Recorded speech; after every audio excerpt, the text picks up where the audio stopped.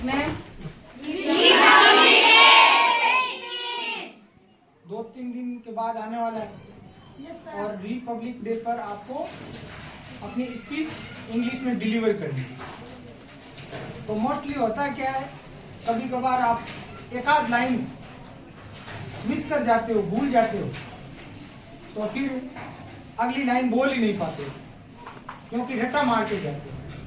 तो खुद यदि अच्छी तरह से सीख लो कि मैं क्या बोलने जा रहा हूं, उस लाइन का सेंस आपको पता हो तो ये दिक्कत नहीं आएगी।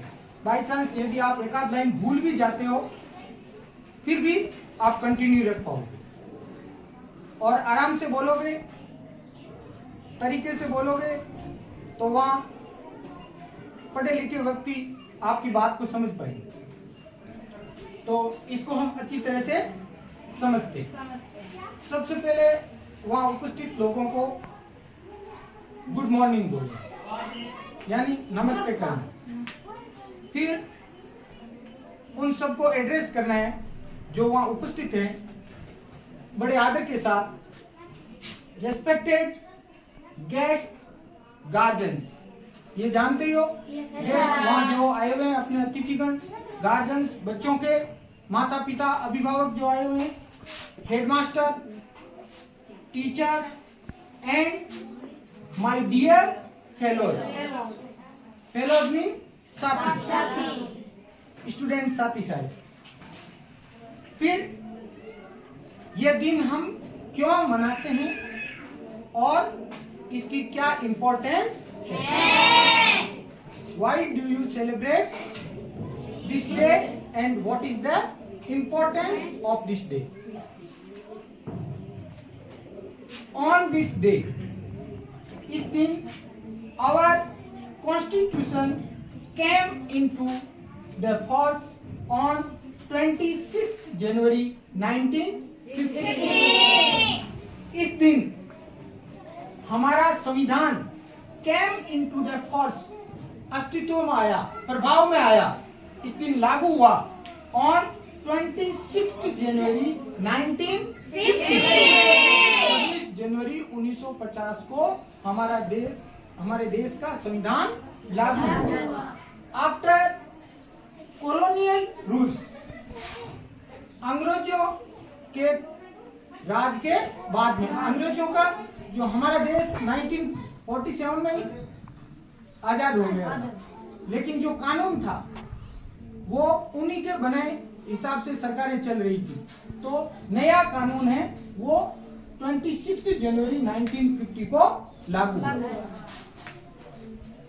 एंड इंडिया बिकेम रिपब्लिक, और भारत बिकेम यानी बन गया गणतंत्र। गणतंत्र मतलब जनता का राज, लोगों का राज। लोगों के राज से क्या मतलब? It means, Republic means, Republic का क्या मतलब है? इट मीन्स, इसका मतलब है the command of the country, यानी देश की कमांड, देश का नेतृत्व है, came into the hands of the people, लोगों के हाथों में आ गया। लोगों के हाथों में आ गया का मतलब है उसके बाद में जो नया कानून बना, फिर देश में इलेक्शन करवाए, तो लोगों पर ही निर्भर करता है कि वो अपना राजा किसे चुने। रिपब्लिक डे टीचेस अस, ये हम मनाते क्यों हैं? बार बार किस चीज को रिमेम्बर करने के लिए मनाते हैं? ये रिपब्लिक डे टीचेस अस, ये हमें सिखाता है इक्वलिटी, समानता, ब्रदरहुड, भाईचारा, यूनिटी, एकता एंड इंटेग्रिटी, जो हमारे संविधान में लिखा गया। समझा इस दिन को क्यों मनाते हैं और उस दिन क्या हुआ था। अब आ जाते हैं वर्तमान पर, क्योंकि भारत के भाग्य विधाता हम ही, तो हम वर्तमान में किन चैलेंज को फेस कर रहे हैं।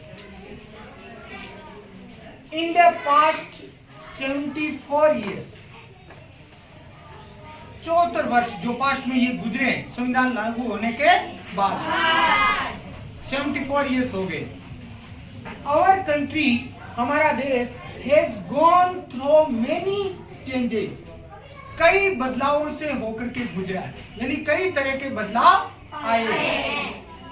74 वर्ष पहले देश अलग था और आज अलग है। उस समय लोग बैलगाड़ी से पानी भर करके लाते थे, आज घर में न लाता है।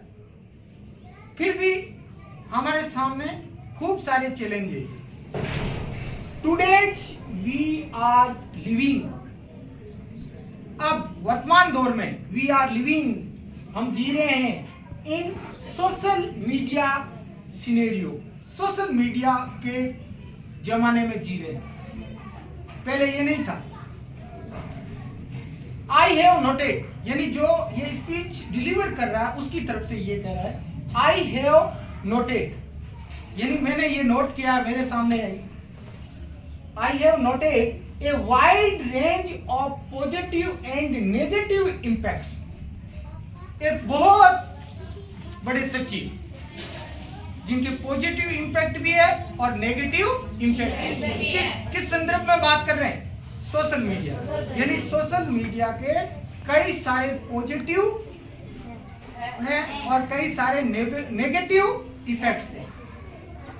अब पॉजिटिव इफेक्ट, हम इनके द्वारा सूचनाओं को शेयर करते हैं, किसी भी जानकारी को इजीली हासिल कर सकते हैं, कोई भी इंफॉर्मेशन होती है तो सर्च कर सकते हैं। लेकिन इसके नेगेटिव इफेक्ट क्या है? क्योंकि ये एक फोबिया की तरह बन गया। अब यहाँ आ जाइए, नेगेटिव इम्पैक्ट। मेनी पीपल, बहुत सारे लोग, स्पेंड बीइंग क्या होता है? बिताते हैं, समय बिताते हैं। A lot of time online, बहुत सारे ऐसे लोग हैं जो आदी हो गए, उन्हें एक तरह से बीमारी कह सकते हो, फोबिया हो गया कि बहुत सारा टाइम वो अपना ऑनलाइन गुजारते हैं। इग्नोर करते हुए, क्या इग्नोर करते हुए? देयर रियल लाइफ रेस्पॉन्सिबिलिटीज, जो उनके जिंदगी में, वास्तविक जिंदगी में जो उनकी जिम्मेदारी है, उन जिम्मेवारियों से भागते हुए वो अपना टाइम ऑनलाइन स्पेंड कर रहे हैं। यानी जिम्मेवारी, जैसे आपकी रेस्पॉन्सिबिलिटी क्या है? पढ़ाई करना। अब पढ़ाई करने के बजाय खूब सारा टाइम यही व्यतीत कर दिया तो वेस्ट हुआ कि नहीं हुआ? Yes sir. तो भारत को विकसित कैसे बनाओगे भाई? We should avoid it, we should avoid, हमें इससे बचना चाहिए। आप देखते हो, फिर भी कम से कम ये ध्यान रहना चाहिए कि हम अपने रियल लाइफ की रेस्पॉन्सिबिलिटी से कहीं भाग तो नहीं रहे हैं।